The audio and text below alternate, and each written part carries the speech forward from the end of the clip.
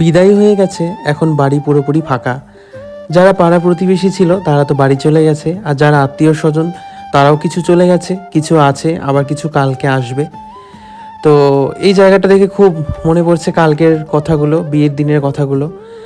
একদিন আগেই ছিল এই জায়গাগুলো জমজমাট ভরপুর, আর আজকে দেখো লোকজন ফাঁকা, সমস্তটা নোংরা হয়ে আছে। কালকের থেকে হয়তো প্যান্ডেল ভাঙার কাজও শুরু করে দেবে। দেখে কিন্তু সত্যি খুব খারাপ লাগছে যে এভাবে হুট করে বিয়ের দিনটা আসলো, চলে গেল। এই জায়গাটায় একটা সময় কত জমজমাট ছিল, কত ভরাট ছিল লোকজন, আত্মীয় স্বজন। বিয়েবাড়ি একটা অনুষ্ঠান, পুরো আত্মীয় স্বজনের লোকজনে কিন্তু ভরপুর ছিল এই জায়গাটা। এখানেই দুদিন আমরা কত আনন্দ করলাম, কত মজা করলাম। বিয়ের অনুষ্ঠান শেষ, সব শেষ। এগুলো দেখে সব উল্টোপাল্টা হয়ে আছে, বাড়িটাই পুরো ফাঁকা ফাঁকা লাগছে।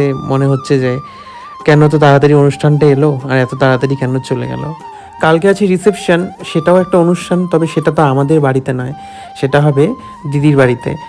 তো সেখানে আমরা যাব, সেখানেও খুব মজা করব, এনজয় করব, আনন্দ করব। সেগুলো তোমাদেরকে আমি দেখাবো তোমাদের সামনে, সেই ভিডিও আমি তুলে ধরবো, আমার চ্যানেলে সেই ভিডিও আসবে।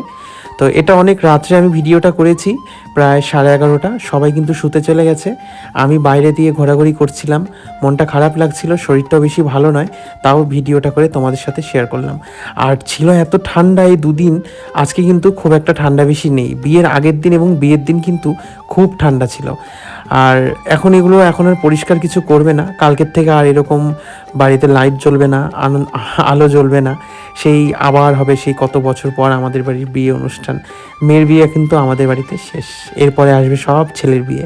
তো যাই হোক, ভিডিওটা এখানে শেষ করছি। যদি ভালো লাগে অবশ্যই ভিডিওটা লাইক করে আমার চ্যানেলটা সাবস্ক্রাইব করো।